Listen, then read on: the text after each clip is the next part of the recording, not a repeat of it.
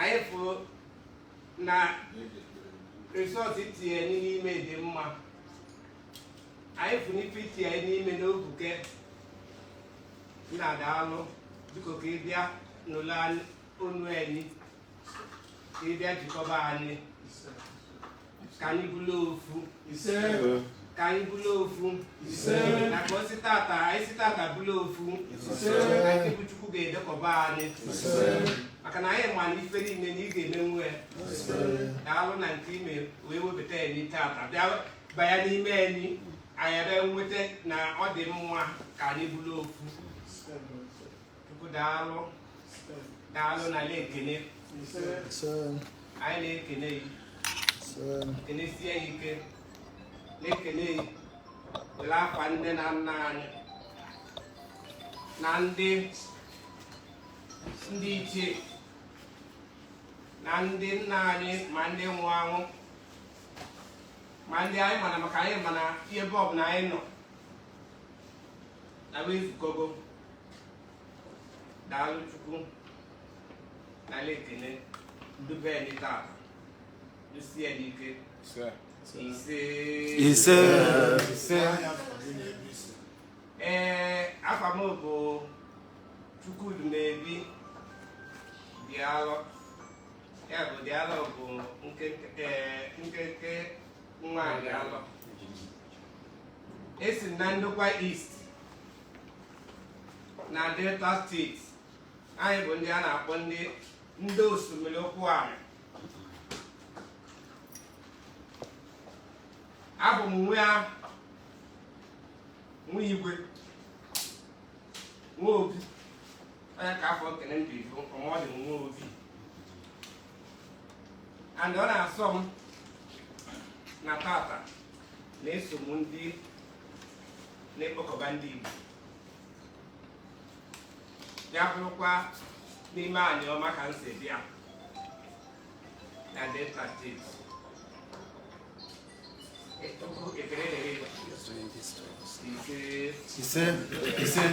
round of applause. Thank you.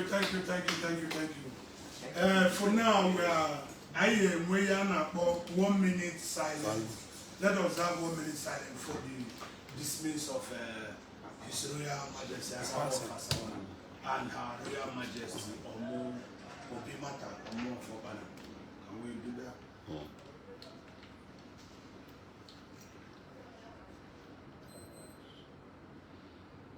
We say their gentle soul rest in perfect peace. There will Igbo Kwem. Yes. Igbo Mamman. Yes. Ikakenemun. Yes. Ibake Kenemun. Yes. Omambale Kenemun. Yes. Ndabate Kenemun. Yes. Ndi Owere Kenemun. Ndokwe Kenemun. Yes. No, na no ni ekitabu.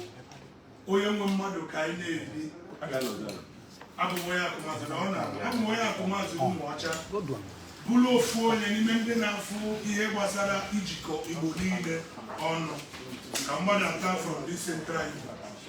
Afam wee akụmazụ onye nwe mmadụ ka onye akụmazụ kemgbe neka kwuru dome mana ihe anyị na-eje ochie wee hụ n'Igbo niile Igbo ncha nọ ha wụrụ nwene maka Igbo gaa Igbo aka wee bido ruo ikwere ọgba ncha wofu mụ ihe dịkasị n'ọjọọ mere ichiche one etu Igbo asụ n'onu ile ka anyị nọ riche but wee bịa hụ ọdịnala na omenala dịbedị o nwere ihe riche dịka ka esi anụ ugbo ka esi anụ nwunye ka esi eshi nri efe anyị aza efe anieni mmụọ anyị arụa ọdịnala dịsọmebeni ihe ncha okene ofu ka ọwụ nwe eke nụnụ nsọmụ na-eji aka ekwụnụ nchado ma ebe dị anọ ya na-eme emenwa ahụ ihe aje mara m ihu akwụkwọ nwakpọ Facebook bụ Igbo Ezue TV nye na ahụ agbasa ozi iji wụọ nene Igbo ncha arịa n'eke nwanne n'anya ụnụ eke oge gịga na ka agbapụ ọta ndị kpere nwa ekpere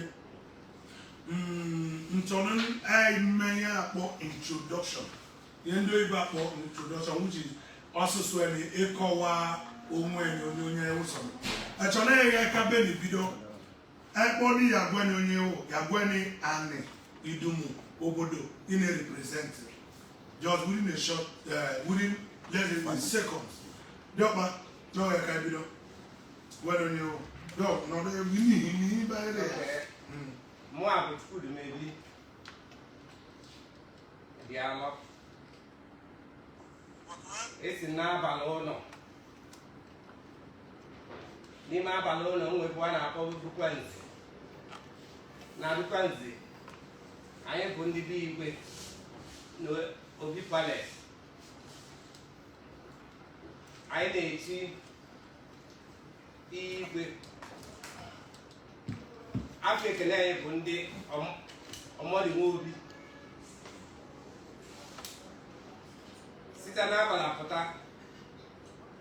opposite Ndoka East. Makanaya Obudan Obudu in Ndoka East. Sit an Ndoka East opposite Delta State. Makada the local government did not email Delta State. No, sir.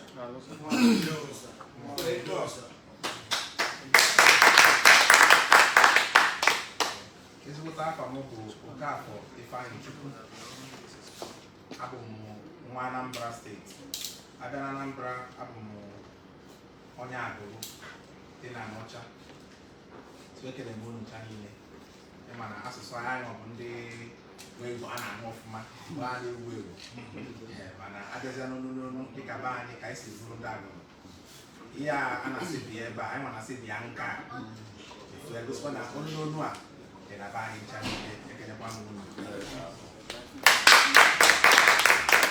The next. Okay. Efambo of Forchi Benjamin Atagada from Obiaroko, Mbonyo Obiaroko, the Okwane local government. Ibene Okwane government, not following the Delta North, Nime Delta State. So, Nkweli ni nkwa shi Okwane Bibo. Yashi no Zimbia ni conference na Mbenen. Ono tutu abe Ogumeka Osaja Jeni. Ibe mokpiri ni. Yes. Ko be na fe kana yawo. Yes. Kanda odure nda weso. Efambo Henry Esbre. Mbonye ikonicha, imonicha Okwane. And on the Okwane di mokpuru Ndokwa West local government area of Delta State. So njoge kini na gwa osanje Okwane anyi. Se osanyi bo fu. Onye obuna na na so nwa ni biane. So osanyi bo fu. So ishegwa ebe no.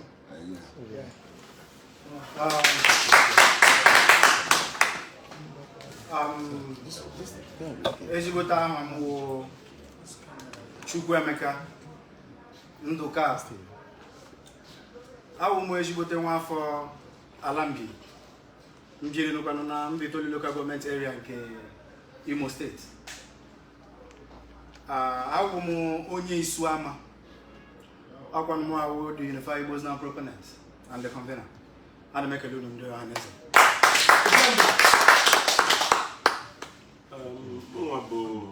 Nwafago, Anambra State. Mana nkọwa pụtara wee marasị ya ka onye Nsụbịa. Wana aman onye na ebe a n'aka nne m bụrụ nwanne m nwoke onye nọ n'isi. Na ka ọ kọwaziri ka m ghọtara na m. So agụrụ na Anambra State. Agụ Peter Obi onye ọ nọ ebe a. Ihe ọ na mụnwa bụ for nkịta akụziri abụ m ezigbo onye Igbo ọ ka anyị sị ka anyị sụrụ Igbo ebe anyị ka anyị wee ma na Igbo abịakwanụ ka ukwu na mkparịrị ihe anya makana njikọ ọnụ anyị enwe udo ga-ata wee nwee ike gaa n'ihu daalụ Chukwu ma ba fam.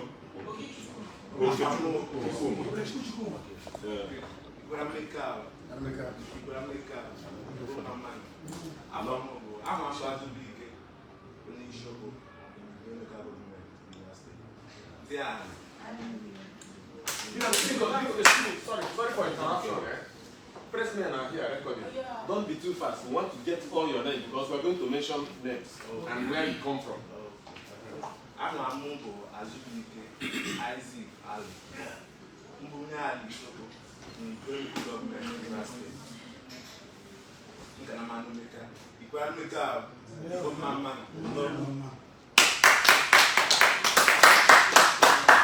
Ụmụnne mbụ ndị Igbo daalụ afọ mbụ ọnwụrụ Ngozi Chukwu Fochi abụ m onye Obolokwu na Anyocha South Local Government Area of Delta State. Daalụ akwado m ije na-akwadokwu m UNIFY IGBOS movement maka na amarị na ọkpụkpụ shie na-ekwu ofu atụpụ ewe. Daalụ. Osando kwani nome kwani bangezi asandi Igbo bangezi efambo onye na ejime ndo Igbo na pompo but if we get a man in favor of boy o kwes maka fara mi onye me bono tagbo no ndo kwa west ino sanga de bono lo ku ngwe kosa ino ku fe bia no anyị na-agụ aka ofu mmụọ eze meka eze fili ikenga na nweshi sọsa igbo ofu iche na adịghị nasọ akwado ụmụkwa nke sọs ndịkwa na abụọ biko onye gbagharị ife ọbụ ewurewure tefu ego you can't run from your shadow. Your shadow is a stubborn company that run after you. Identity. Thank you. Thank you. It's a knowledge.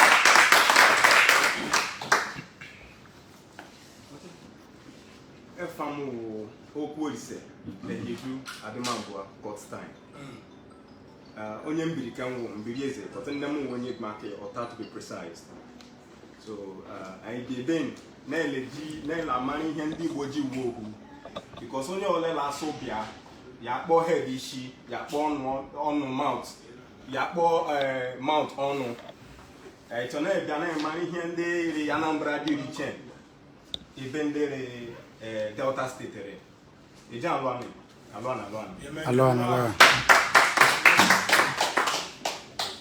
Bomamam. Aha nka bụ Obinna Chukwueze. Abụ m onye Umudim nke dị na Isekele si Delta South, Imo State. Abụ m otu na ndị na-akwalite ihe gbasara ijikọta Igbo ọnụ. Anyị nọ n'ebe a n'ụbọchị ka anyị kpaa bụ nkata n'elu anya ihe gbasara Igbo na ka esi wulite Igbo na dịka ụmụnne na otu ndị daalụ. Igbo mama.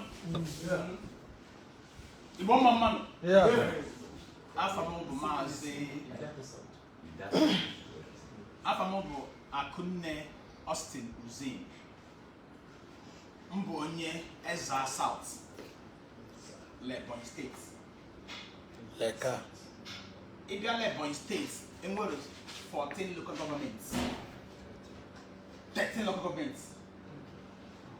Anyị bụ the first son of Ebonyi, Ezza South. Abịala Ezza South mbụ onye Amalekwu na America. And mbeda bịara ka nnọchiteanya ndị Igbo Global Network. Ọ nzukọ ụmụ Igbo n'ụwa niile gbara gburugburu. Ihu anyị vụlụ obu bụrụle nde ga-anyị eshita anyị meji obodo anyị bụ Igbo land. Nde ga-anyị eshita anyị York in all our communities.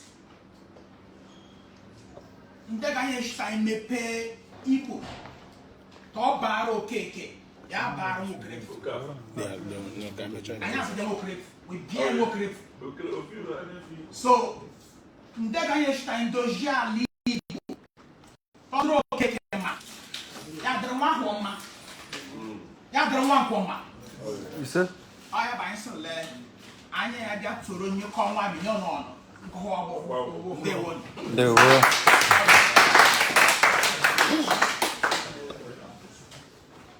Ajaje ni ototo efam bo osai ma go make a people efam ni Facebook bo almighty never almighty Facebook mbo onye oguna my village no oguna bo umuchi onye muchi mo so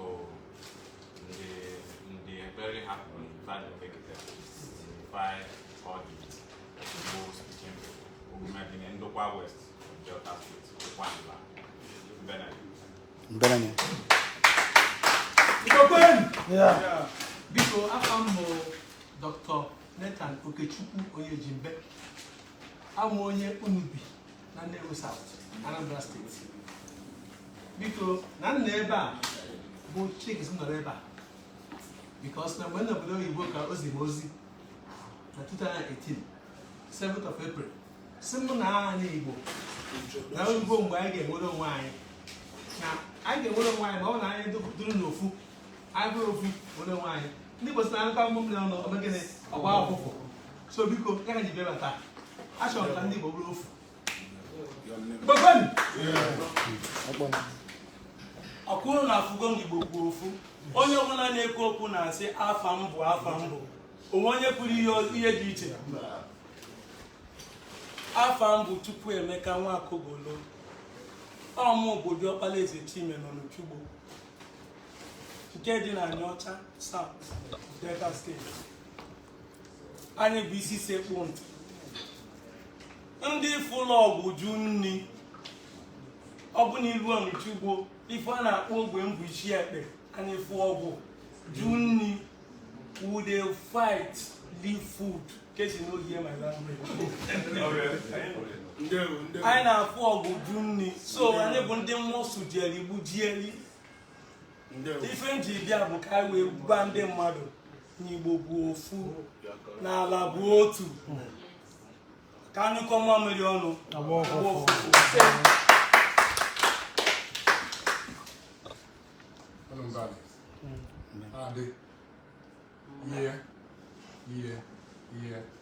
Eham bụ Chukwuemeka Onyekadi. Abụ m onye ukwu village n'Ọmọgwụ, Ọgba Egbe Mandori, local government of Rivers State. Anụtaghịkwa ndị ka anyị lezi anya banyere ebe anyị si bịa. Ka anyị lezi anya unu mbana.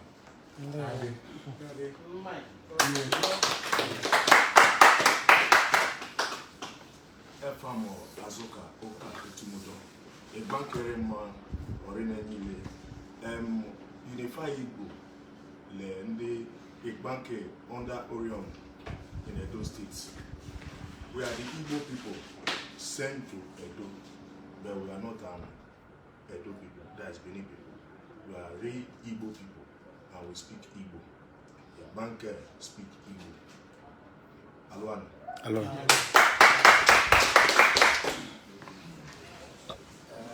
Back when now ejima wa possible MC Showelo FM Maza Weman Well Abu Jeremiah is nearly the billion and Makane in Yadojale Wapa Aledema there is Melly Chaco Bama a memo Makane Echo Bubeko Ubwe I have to do Nelly Chaco Bama Alwane Igbo Mekan Gorie Zon aha m bụ Chukwudindụ Ọtọsọrọ Chukwu abụ m onye Imo steeti onye Amaike na Ọlụ Imo steeti so ihe anyị ji bịa ebe a ka anyị gwa ndị Igbo bụ ofu ka Igbo bịakọta ọnụ ka anyị mara nwanne anyị ọ ga-adịrị onye ọbụla na The press. The press, okay.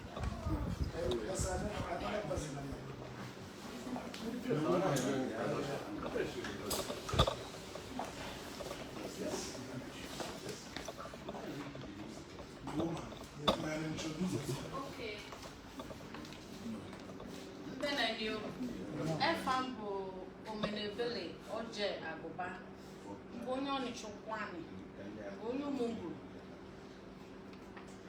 nnekwuchi ọsa ọnụnụ na-asụ nụa na-ebịa bụ ndị Igbo achachafụwa ya eziokwu dịka chukwu edemefuga erere n'ụnya n'ụhụ ife na-achacha anụ mbenene o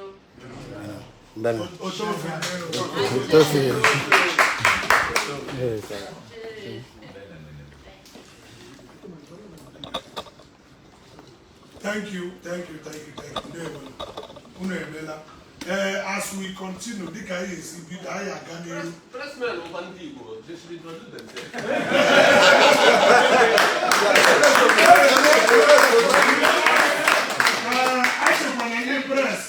I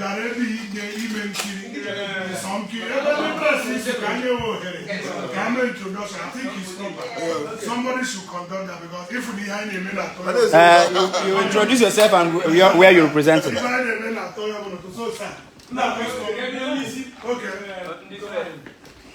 Go ahead. Excuse. Igbo ndị ọma njem ọ na-ekene m afambo nwada Adaobi Akụwa abụ m onye uke nke dị na Idemmili local government area nke dị n'ime Anambra steeti obi bụ m so ụtọ na m bịara ebe a nụkwa ọtụtụ asụsụ dị iche iche obi na-asọ m lelelele mana n'ime asụsụ niile ama nnọọ Igbo ka anyị na-asụ na dị afọ anyị niile bụcha afọ Igbo o webụrụ ya na nna agwakwazi anyị nwabụ ndị Igbo biko ka anyị gba mbọ fụ na anyị ada enwe nkewa na onye abụ onye ebe a ma na onye agha bụrụ onye ebe a biko ka anyị kwụsị ya ọzọkwa bụ ka anyị na-asụrụ ụmụ anyị Igbo na-asụ Igbo ka anyị na-ede Igbo na-eri Igbo werekwazi ya na-eme ife niile ebe ọ bụ na anyị fụrụ onwe anyị ka anyị sụọ Igbo mara na anyị bụ ofu ọ bụrụ nwanne gị na-asụrụ gị Igbo ị na-asụrụ ya bekee ịfụ na ọ dabara ya bụ ọ ga-adịrị ndị Igbo niile mma na Kedu ụlọ ọrụ ị na-represent? esi m ụlọ mgbasa ozi Blaze 91.5 FM Oraifite wee bịa ebe a tata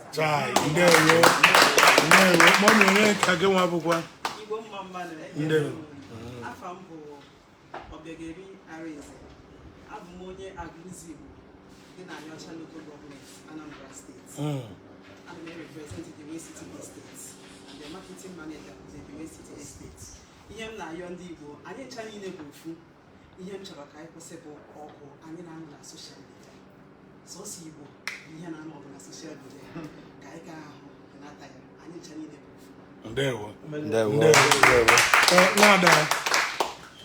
Igwe ekene m ụlọ afọ m bụ Nwankwọ Chiamaka abụ m onye Ugbo nke dị n'okpuru ọchịchị Dunukọfịa local gọọmenti Anambra steeti abịa m taa fụ na ihe unu na-eme masị ya mere m ji nọnye n'ụlọ Igwe ekene m Igbo ekele m unu. Ndewo. Afọ m bụ Ikenna Obianiri. Esi m Osun local government area na Imo State. Ama nọchite anya the punch newspapers ebe a. Okay. Ndewo. Igbo kwezo. Aha m wụrụ Chimaobi Nwiwu. Awụ m onye Imo steeti. Awụ m onye Ata. In Ikeduru local government area. I was one nwoke mere introduce na ya onye mberi in Mbitoli. Anyị niile nọbụ na Mbitoli Ikeduru local government area before abịa kewa anyị nọzie na Ikeduru. Obi bụ sọ na aṅụrị tata maka na ihe ọgụ m ga-asị m bidoro lụma mgbe nka nọ yunivasiti na Ekpoma in Edo steeti. Mgbe anyị na-azawo Igbo Students Union, Imo, Anambra, Abia, Ebonyi State, Enugu State, and mgbe ndị agbọ ji bịa hụ ihe anyị na-eme dị mma, some of them joined us as Igbo students. Although na some of them people were ndị ụfọdụ na-asị mba people like ndị friends anyị like Andy from Abo, Papa a big distributor in beer and other drinks. Then Sylvester Igumbo, Sam Ndekamu, these are my friends. Even my own Papa were this filling station now, Anyama filling station. Sylvester, they were all colleagues. So here we have Mbebo, and today I'm happy now. bịa sị ka anyị nọkọ ọrụ ndị Igbo and mụnwa na-edere ndị Vanguard newspaper and meeting a na-eme today agwala m my editor ọ dị very happy si na ya ọ na ụdịrị ihe a na-eme na a ga-enweta contacts all the people that are involved so that ka a na interaction with them from time to time. So I'm very happy today that this type of thing is happening. Thank you, sir. Thank you, sir.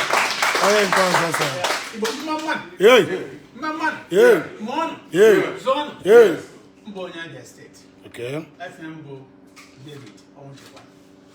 Mbụ onye Amakalala Lagos State. Mbụ bụ onye echichi chief. Na report for the Sun newspaper. Okay, Sun newspaper. Ndewo sir. Ngewa kwa nini? Mama. Aha m bụ Uchechukwu Ukeje. Abụ m onye Egede Ugochi Udire Enugu State. Abụ m ọchịta anya Ijele FM. Ndị na-asụ Igbo. Sọsọ Igbo anyị na-asụ. Ndị Ijele nnọọ. Anyị ndị Ijele. Ọmụ nwa bụ onye na-eme nkụzi Igbo. Maazị Akụ na Ijele. Ya bụ obi dị m ụtọ na ihe a na-alụ ọgụ ya na Ijele. Ka m ebe afụ na ya ga na-emekwa ebe a. Ise taya agazi agazi. Ise ndewo. Nwaada mara mma.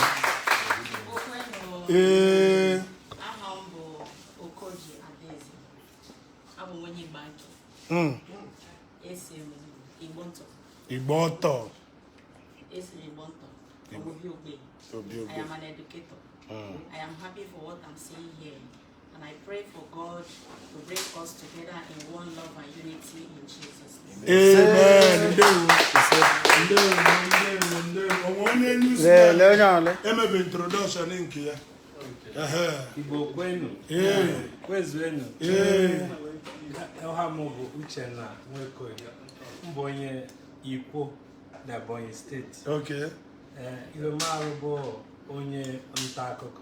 Bụrụkwa onye enye news bụrụ assistant manager news na NTA. So ihe eme ka dụmotu maka lee o merite ndị Igbo gbakọta ọnụ. Ma Egishat bụ anyị kpa mbụkọta ndị Igbo asịle ọ gajiri anyị lewa ise ndewo.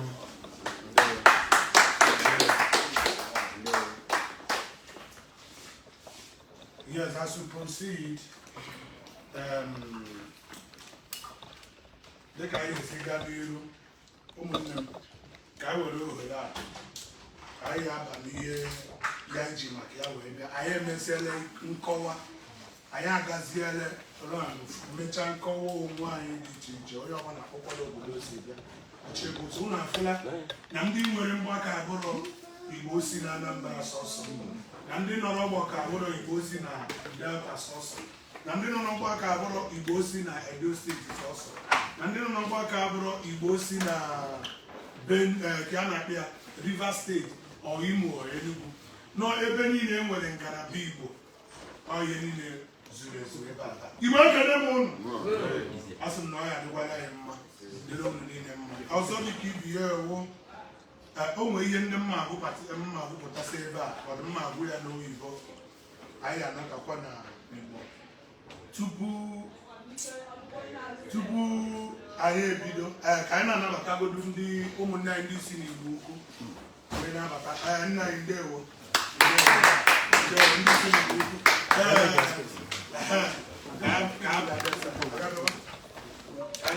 anyị ebidokwa na nkọwa because na abatara ebe nkọwa si wee si n'ebe agba igwe nọọsụ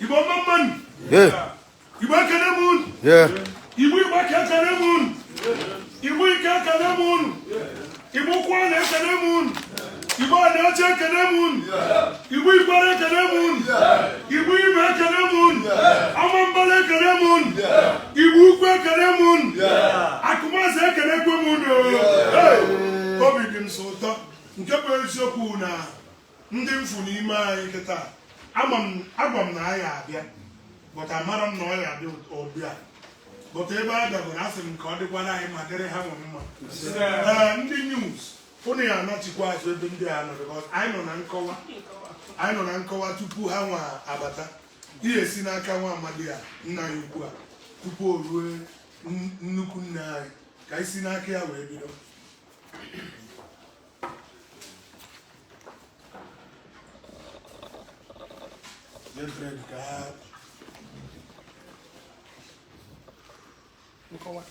nkọwa mba no anyị nwa bụ ndị okay mụ nwa bụ Chief Okafọ Ụzụ Ugochukwu mụ nwa bụ the National Chairman Mbili Igbo Association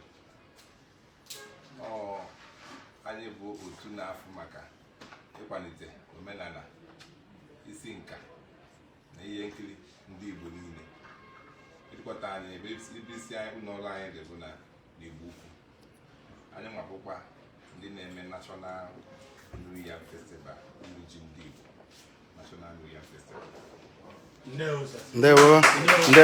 Ndewo. Nna ya ukwu kedu ebe a na-etu gị anyị ma na igwe ka ego mụnwa bụ usoro ya majesty eze ambassador CNN Maja PhD eze gburugburu akpụgo eze ojibadoko gọọmenti Enugu steeti. Ndewo nna anyị igwe mụnwa bụ Uchenna Jonathan Ogwa abụ m onye olo na-eze local gọọmenti Enugu steeti. Abụ m ofu onye n'ime otu ndị Mbili Igbo National Festival anyị na-eme. Ndewo.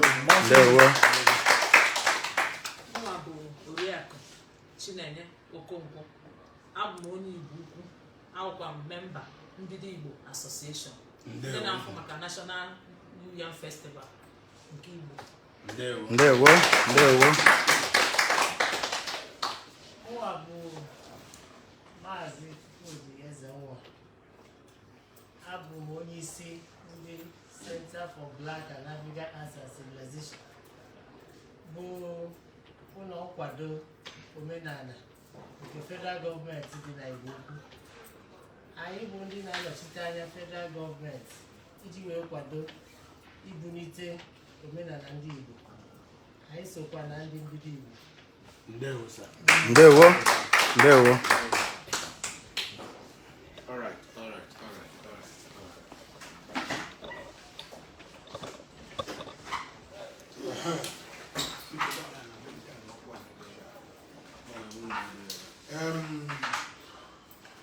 tupu anyị aga n'iru mmasụ nke a na bekee onwe ihe agbalịrị ime ya n'Igbo ọgbalịa ọ na-egbu na-emegbu o soro ihe anyị na-anụ ọgụ ya na site agawa n'iru n'Igbo ya dịka Igbo maka onwegwe ọtụtụ ihe anyị tụfuru maka na anyị na-enyozi ihe anyị ekwesịrị inyozi. Anyị chọrọ ịdị ka ndị Amerịka, anyị chọrọ ịdị ka ndị Britain, wee chefuzie onwe anyị wee dụwazie ka ihe anyị adịrọ ka ya adịghị a nyere nsogbu aka o ji bụ taa nna achọrọ ịkpọ nwa ya si akọm ya nwa ya si adadị you say what ọ sụọrọ Igbo si nwoke m dị ebe ọ si adadị what did you say ụtọ asụsụ nna ya ka ọ na-asụrụ ya so ihe a so n'ihe ndị anyị nọ na ya Igbo mara onwe fa mara ebe ha si mara ndị ụmụnne ha mara ka Igbo si eme mewe ka Igbo si eme ekene m ụnụ dịka taa ihe anyị ji wee guzo taa tupu m akpọlite nwanne anyị ka onye anyị a brief speech wuo na anyị nwa ị na-afụ ihe gbasara UNIFY Igbo kwunite wee sị na anyị afụ na Igbo niile na anyị ekpochapụ ya a na-akpọ dinaya ndị oyibo kpọrọ dinaya na mabụrọ ịdị n'etiti Igbo niile o ji bụ na ịbịa na Naịjirịa taa achọ ikewu ihe ya bịara Igbo ebe ọ dị mma ịnụ ka a na-asị na Anambra, Imo, Abia, Ebonyi na Enugu so ha nwawu ndị Igbo enwe na Naịjirịa ije na news house ịnụ ka a na-asụ mainstream Igbo asụsụ a niile dị deception ọ dị deceptive a na-asị mainstream Igbo bụ Igbo nwere Igbo karịa Igbo niile bụ gịnị Igbo anyị nwe ndị kata ihe anya sị na mmụọ na onwe m ịbịa na Delta ebe nsi abụ m onye akụ maazị ụmụọcha in Kano East Local Government Area akụ n'Igbo niile ma Igbo Ake ruo na Ikwere akụ miniri ofu ihe onwere amara ihe akụ ụgwọ maazị miniri ofu ihe ụmụ miniri ofu ihe na ebe niile Igbo dị ọcha ihe ọbụla dị ọcha mmụọ ịdebe ya afọ obodo ụmụ akụ maazị ụmụọcha ofu nwa amadi ikwu na-esi m na nsi Bini nwesị ya na m aghọtara ihe ị na-ekwu akụ maazị ụmụọcha onwe ebe o yiri asụsụ Bini ekwumetị ala ịbịa n'ogbe m onwe ebe a na-akpọ ọdụga anyị nwa bụ ụmụọcha na ije na ọkụzụ enwe ebe a na-akpọ ọdụga ụmụala ọcha ọdụga anwa bụ isi ọkụzụ na ọkụzụ nke Ibiri Ọgada ka ezi ka o si wụ na ịbịa na Delta afọ obodo dị iche iche ị na-afụ na Delta City cross ya baa na Anambra ibidokwa fụwa reputation of those names ije na Enugu ifuwa the reputation of those names ije abịa ọ gbajuru m anya ihe eji mara obodo anyị na-eme conference a taa wụ Ahaba pọta iruo na Abịa enwere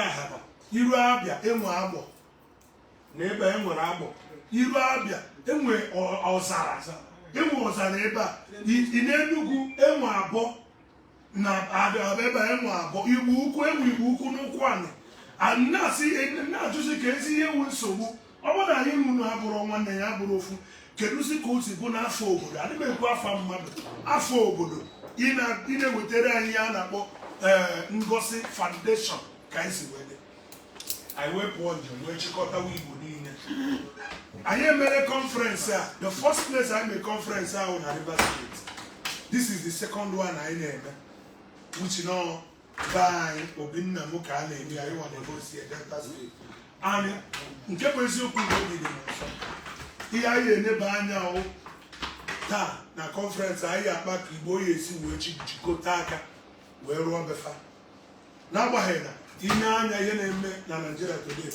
Igbo ruru Lagos Igbo ruru Abuja na Borno ebe ndị Boko Haram nọ kịta Igbo ga na-arụ ya but nke bụ eziokwu ịbịa n'ala Igbo ọ bụrụ ihe anyị na-arụrụ mba ọzọ na ebudata ya n'ala Igbo anyị na-agba visa wee na-abụ ya agbụ ala Igbo nkiri so anyị ka eji wee sị ka anyị chịkọta Igbo niile ọnụ ka anyị wepụ nkewa anwa nọ n'ime anyị eji wee weta sistem a na-akpọ divide and rule ka anyị wepụ ya n'ime anyị ka anyị nweke na-afụ onwe anyị asị nwanne ụnụ mana Igbo kesị inwe 6 steeti n'obodo a nọọ politiks agba ka a ji wepụ nke a na-akpọ Anioma steeti ka ọ ghara ịbụkọ na asị Anioma na etinyewe Anioma na ndị Ọnịcha na ndị ya anyị ekewe ebe a niile ewe politiks mee ya Igbo ka adịrị 5 steeti so anyị chịkọ onwe anyị ọnụ ihe anyị arụ n'onwe anyị rụrụ ime anyị rinne ndewo na mmechi ohere a wee kpọọ nwanne m nwoke nke mụ na ya na ndị ọzọ so wee na-agba so ozi ọma ifo n'Igbo niile dị n'otu Chukwuemeka ọgụ maka nna akpọ ka ị bịa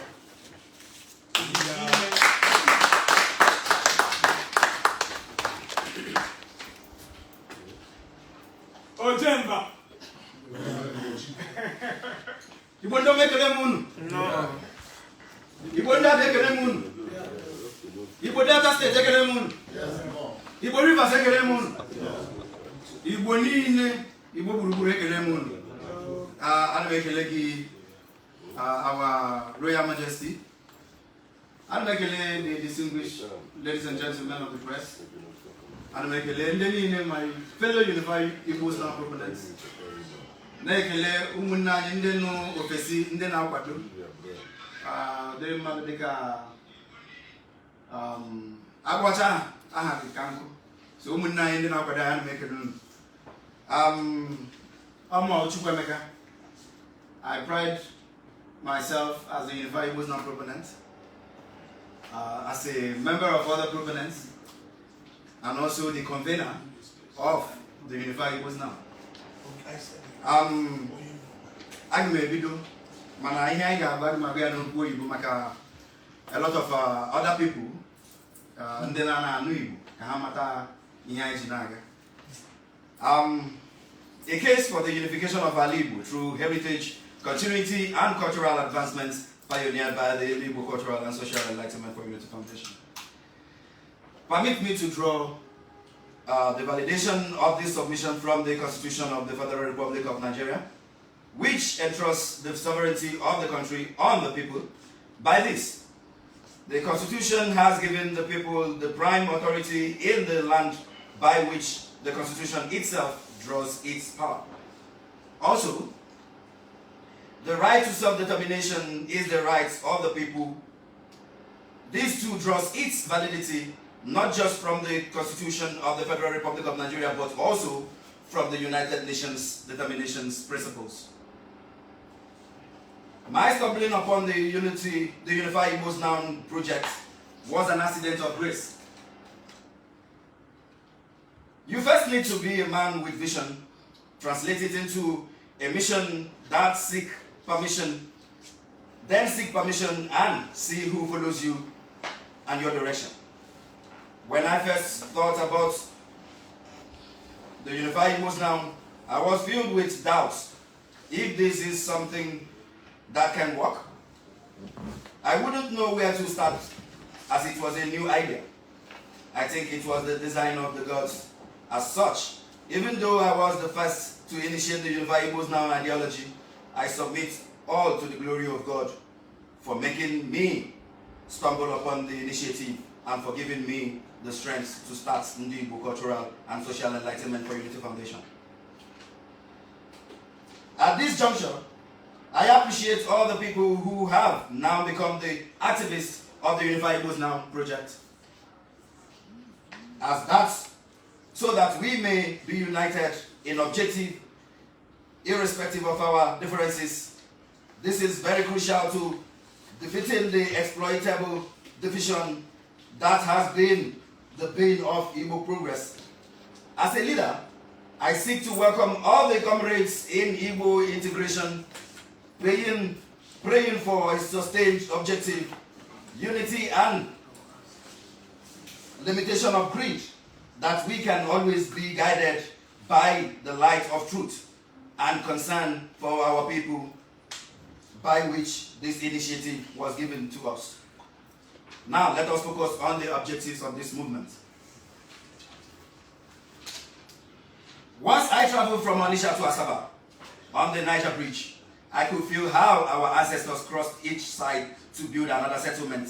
And I said to myself, if the river wasn't a barrier to our ancestors, why us? Why would we be demarcated by artificial nomenclature like Southeast, South-South, and North-Central? I bet people who weren't deterred by natural barriers wouldn't be caged and divided by artificial ones. To unify with our brothers and sisters across Niger and fashion one Igbo family has been the battles of our ancestors. And as the river flows, so shall the unity flow with it. But one way to achieve this is by listening and answering the calls of our ancestors. And the UNIFY IGBOS Now shall deploy the elements of our traditions and culture. This movement aims at achieving Igbo unification through peaceful measures that ensures the prosperity of our people and the continuity of our positive values. The core objective is peace, positive value, and sustainable advancements. First, we seek cultural reunion of our people all over the world by following the principles of our tradition and the heritage of our forefathers. Having traveled the length and breadth of Igbo land, I marveled throughout my voyage as I understood what potential the land holds. To explore the fortunes of this land, which, when properly harnessed, can transform this place into a hotspot of culture, tourism, and sports. Even as the government at different levels struggles with the post-subsidy economy, we seek to unify our people into prosperity. In my travels, I encountered several beautiful people connected through the blood of that Igbo heritage. Though there are slight variations in the rendering of the values, the principles remains the same. I have discovered that no other approach can be more effective in unifying our people than exploring our culture, linguistics, and worldview. Also, noteworthy among my discoveries is the enterprising and positive competition nature of the Igbo people wherever we are. For this enterprising and competitive appeal, I have found modern ways to revive the core Igbo culture. Dancing on Chinua Achebe's pen, I stumbled upon this remarkable rendering of the Igbo wrestling culture in his book, Things Fall Apart, remembering the victory of Okonkwo as he drew Amalinze, the cat, in the wrestling match, thereby bringing honor to his village. Seeing how the audience was thrilled, and then I asked, how long are we going to let things fall apart in our life? We have to pick up where we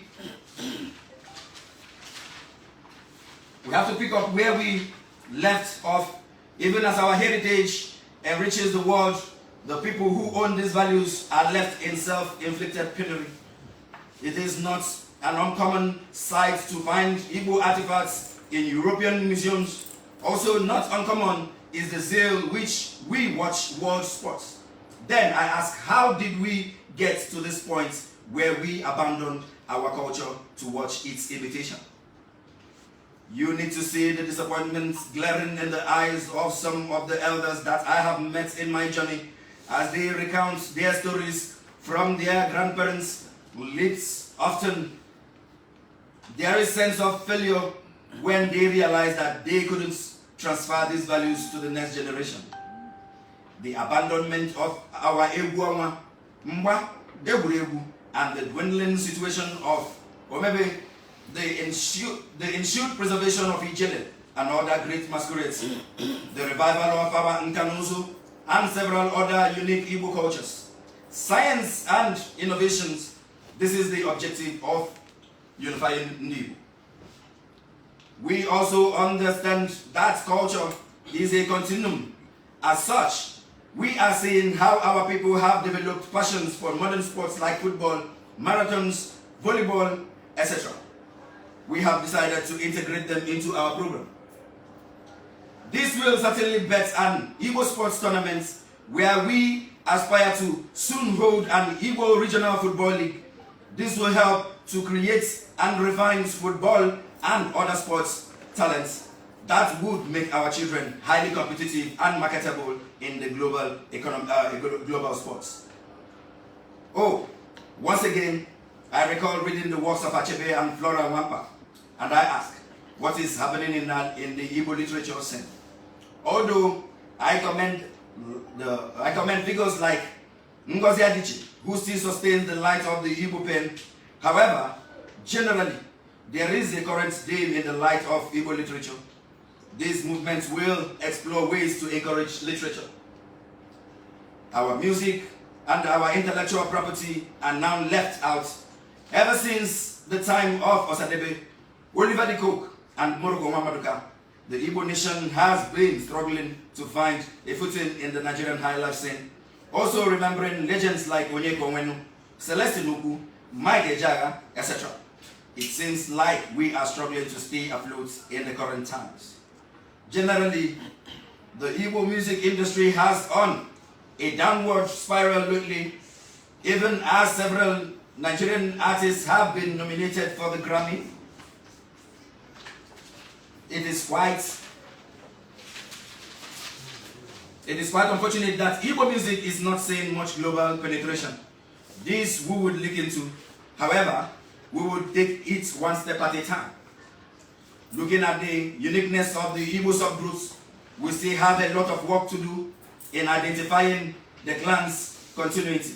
To be honest, the clans are tough to understand, especially within the southeast. For instance, it is easier to understand the Okwane clan, the Igwere clan, the Obibu, the Eche, the Eka, and etc. But when we get to southeast, it becomes harder to understand the distinction between these clans. For instance, Nsoka alone hosts several clans like Opi, Ozowan, Enugwejike, Obolo, Obolafo, and etc. Onitsha and Nnewi clans are just but two of several other distinct clans in Anambra State.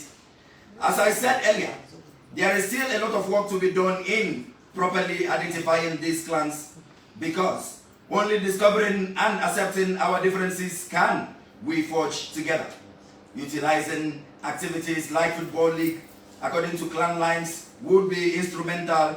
These cohesive clans would come forward as a team, thereby shining a brighter light on how the people identify themselves. Because currently, our understanding of the Igbo clans, despite our extensive reach, still feels like an onion.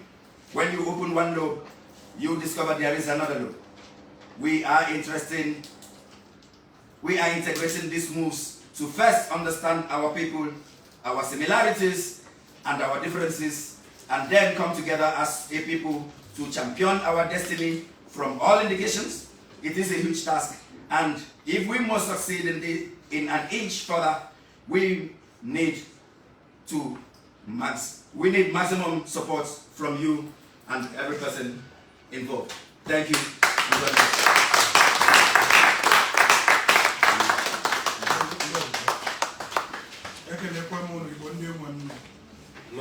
I'm a professor in the house, but I will be introducing professor in Igbo language, and also we don't want professor in English again.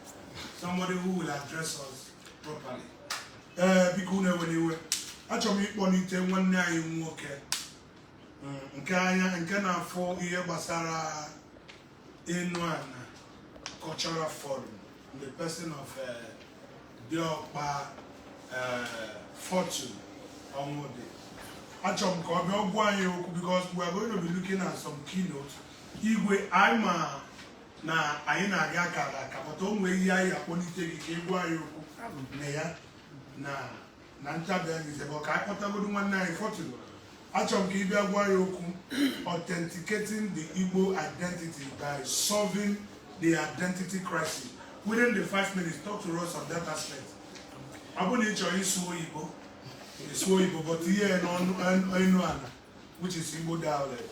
Authenticating the Igbo identity by solving the identity crisis, which is the problem we are facing today as in Igbo in general.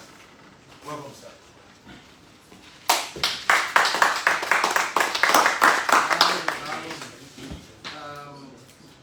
Ndị Igbo bụ ụmụnne m daalụ igwe daalụ nụanụ ya bụ isiokwu ọ sị mekwue bụ isiokwu nyalụ anaghị egbuwe nkeke e ga-esi bido bụ na ka anyị bụ ndị Igbo si amụ nwa anyị mụọ nwa n'ala Igbo niile ejimaka na ndị Igbo niile nọbe n'ofu nye ọka anyị niile ebe tupu anyị ga-eji nkwụda ndị ọcha anya nke izi wee mụọ nwa n'ala Igbo mbọsị nke ekpo asaa agwụ awa afa ọ bụ eziokwu wee mụọ nwa n'ala Igbo niile mbọsị nke ekpo asatọ ebe ugwu ọ bụ n'oke edo ọ bụ eziokwu n'ọka o si dị n'ala Igbo niile amazina m onye mmụọ dị n'anya ndị Igbo niile nwa ọwa mụ na o mesịa nne eje nne ọmụmụ ọkwa n'ọka o si dị n'ala Igbo niile ọ bụ ndị ọcha bụzi na ya n'ala Igbo niile obodo ọbụla bụ anyị Igbo wazụ afịa anọ Eke,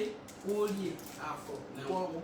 Obodo mmenwa si bịa nye azụ bụ Eke nwa ka anyị ji ezu ike adalụ ọrụ mbọsị Eke eji ugbo ama kpasimọkụ maka na ịkpasimọkụ bụ ya bụkwa feje ọkụ ya abịa ya bụ na anyị Igbo niile anyị kweri na anyị mkpụrụ ụbọchị anọ na anyị Igbo niile anyị mụọ nwa mkpụrụ ụbọchị asaa agwụ awa afa ụbọchị asatọ ebe ewu ofu nye ofu ọdịnala na ya jikọ ma ya bụ ndị Igbo niile abanye n'ime bụ mmenwa n'ime obodo nsi bịa maka abụ onye Igbo ukwu ezinụlọ nsi bịa bụ ndị achị obodo na mbụ nye anwụ mbụ bụ obodo kendọm tupu o ji rụzie nnukịta na ụfọdụ adọwarịgazi anwụ mezi obi nke wee o mesịa nka lụọ ogo a ma enwe ike echi ndị akpọ ụmụ Olise obi Olise ka ya na ndị Benin megbuo ya nwa ka mbụ so ya bụ onye ụmụ Olise ka mbụ a bụ ndị achịnị n'obodo mkpame ndị mụrụ m lụọ kịta na ya hụga nke esi akpọ obi Olise onye wechi obodo nsi bịa kwa akpọ eze mụ obodo nsi obodo beni onye Igbo ọbụla nọbeni ọsọkwa bụ n'isi akwụkwọ mmiri bịa bụ akpọ South East ọsọkwa bụ n'isi nso na bịa ị ga-amara nye ụbụrụ bụ biko onye nwere ike gwa onye ụbụrụ bụ na Igbo osisi ka ọ bụ onwe mara na be osisi ọwa kwa ụbụlụ nwa eji ekwu obodo nsi bịa afa maka na ụbụlụ ọnụ dị na bụ osisi akwaka akwa osisi ka ọ bụ abụ ekwa ụbụlụ ukwu onye ụbụlụ ukwu ka mkpụ osisi ka oyibo kpọ the most predominant tree in that land area called Ubulu is a tropical tree.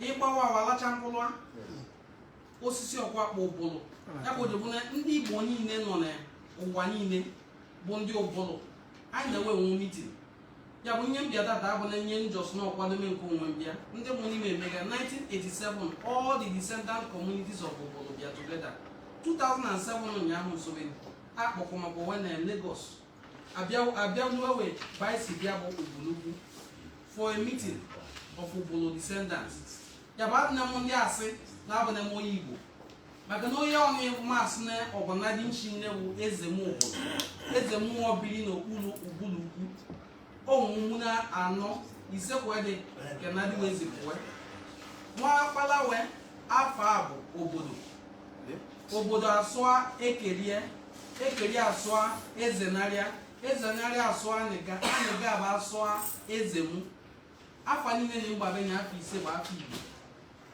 ya bụ adịna m ndị asị na abụna m onye Igbo mana ejizikwa m oge na agwa ndị niile shamenewe bụ ndị anị ọcha na ngwa ngwa esi kpụọ anị bụ ofu nye ọbe niile sha eje anị ọcha ya bụ obodo ndị ọ bụ na ewe achụ ọcha uwe obisha aja ya aja ọcha ka ịkpụa agwa na akpụkpọ anị ọcha anyị bụ ndị enu anị ya bụ unu ga-enwe ike kpọọ people that live uphill ndị mbụ mara geography shinne nye dị wakpo flood mmemme ọfụfụ ka ịnọ na any community na anị ọcha dị flooded is not possible ya bụ anyị bụ ndị bi na uphill anyị bụ ndị enu anị ọfụfụ ka ịnọ na one community na enu anị ọfụfụ ka ịnọ na adịwe flooded olesi ndị ọ bụ na isi mbido enu anị ka ọ bụ anyị bụ ndị enu anị ndị enu mbụ kwa ya afa ọ bụ na ndị ọcha gwa ya zame enu anị bụ enu anị abụ n'afa Yoruba ọ bụ n'afọ Abụrụ ọ bụ n'afọ Hausa yes anyị na ndị Benin nọchiri anyị na ndị Yoruba nọchiri anyị na nwanụ n'ọgwụgwa gbuolu oge ahịa ọ dịkwọ wekpagbuo anyị n'olu oge ibuniwa ya ebusowa ya unu nwere fon benigbo ndị enene ịntanetị ị ga-enwe ike browse onye akpọ Adesuwa wọ obodo nsi bịa na Benin wee nụọ ya ba ya ọ bụ na-ewe mụọ anyị mmadụ ada amanya na die amadịghị amanya mewe ọgwụ onye echikwa ezewe ga-abịa obodo anyị ememe na-enye ndị ememe na wakpọ Idayi bụ onye ọbụla ebi obodo nsi bịa onye ọbụla kwa ememe na maka na ada nwụchu mana ezewe ka ememe na amazina ka ọ ga-esikwa na ndị nke anyị ga-asịzi na anyị bụzi na ndị Igbo anyị na Igbo bụ ofu ọ dị dịka ile na eze ya ma nwee ike wepụ nwa na-abịa n'ime ọnụ n'ọka anyị na ndị Igbo si dị enwe m nwunye na Mbaise ikwe ga-eji na-aza ụbụrụ wee na-azaza maka onuwe asụ ụvụrụ enwe m nwunye na Ebonyi steeti wee na-azazi ụbụrụ anyị nwa na-akpụ ụbụrụ mana ihe niile shani ofu ụbụrụ tri nwa mkpụ afa ka ọ bụ ya ka anyị niile sha si buni ya bụ na anyị niile sha eme ihe niile shani mkpụ afa ọnụ azụ afịa anọ unu agwụ ụlọ afa mbọsị asaa unu ebu ugwu ụbọchị asatọ anyị niile sha bụ ndị Igbo ama m natọzi ya bụ omenala omenelu maka na anyị nwụọ ofu nwa ọnụ akpọ Fejọkwụ ọ bụ na ya ka unu were dịka onye isi ịkọ ugbo ya bụ ịkọ ubi ya ka anyị nwa akpọ Fejọkwụ ogbugbu dị na nke ụlọ dị na nke anyị ụmụchara nye unu eme unu kpọ ọdịnala adịda akpọ ọdịnala ọjị unu ji edigbo mmụọ ọjị ka anyị ji edigbo mmụọ n'obodo nsi bịa ọjị ka anyị chekwa n'onye ọbịa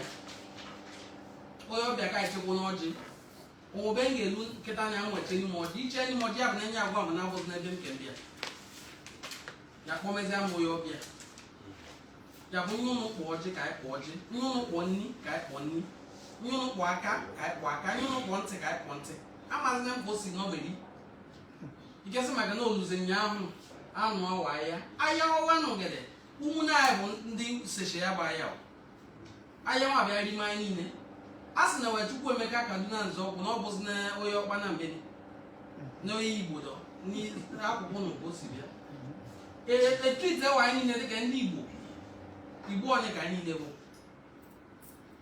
ya bụ ejimoge nyarịọ Igbo onye shadị niile n'obodo niile nọ na Delta steeti ị nọ n'ụkwụanị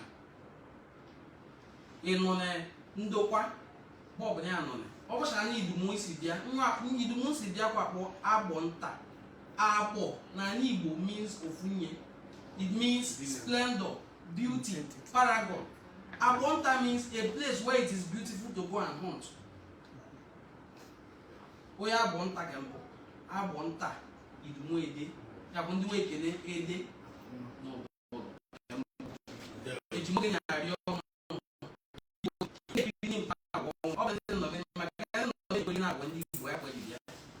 ndị ekiri ndị ga-emesi onye n'ime emepụcha ụmụ ụzọ anyị kọwaa nna anyị n'ezie dị anya ọ bụ eze ya sị ma nọgide n'eze ka mbụ ya masịsị ma n'afọ ya bụ n'afọ ya bụ okonkwo ya sị afa okonkwo ma na akwụ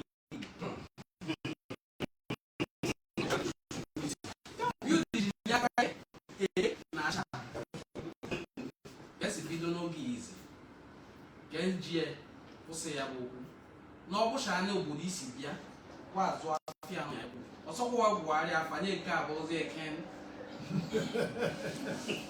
orie abụla orie ofu nye ọdọ ofu ije ọbụ egwu emu kwụsị ekwu n'obodo nsi bịa ya bụ ya marị sụwa ka ọ sụwa n'odo ya marị na-esụ ọsụwa na mana ya ma nkwụsịzi odo na-asụ na ka anyị chụkọmena ya bụ nwa mmeri na ofu etiti ka ọ bụwa na ya ụfụ na-asụ n'ido nka shie nne kpa akwụ ọ ga-eji enwudo enyi akwụ ido nka ya bụ cobweb kwakwa n'oyibo ido nka shie nne kpa ya bụ akwa wee nwee ike ji enwudo enyi biko ka a nọkọme na ọnụ ka ala hụ na adị ka ije Chukwu Emeka kwado ka ọkụ ka anyị na-ebi kwado ọ bụrụ ije yi nwa ga-ebu n'isi kpara na abụ na-enye kwado ya bụ ije nke mmụọ obodo isi bịa dui wee jeluo ya bụ ije igwe daalụ ndị kpọkọm ya bụ ije anyị nọ n'ime asụkwọ nke ekene ọnụ unu si ihe ma efe ka ntụghe ọnụ na ya bụ nkwụ maka na nwata ka m bụ mana unu ihe nnọọ ya bụ ugwu Chukwu ya kwa ezikwo n'ụlọ ya bụ ugwu daalụ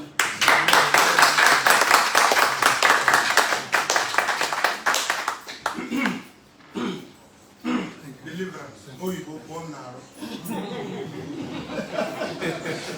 oyibo pụọ m n'arụ ndị obodo ekene m ọ na-agakwanụ igwe ekene mma kpọnyekwa onye ọzọ anyị ewere maka ohere ọ bụrụ onye ọbụla anyị tụrụ anya na anyị ekwu okwu kọta ụmụ ife nchọrọ ime na mbido asịsị wepụ ihe ndị oyibo kpọrọ kwota sistem dị ihe anyị na-eme na ọjị ifuru eze enye ya ndị ọjị ifuru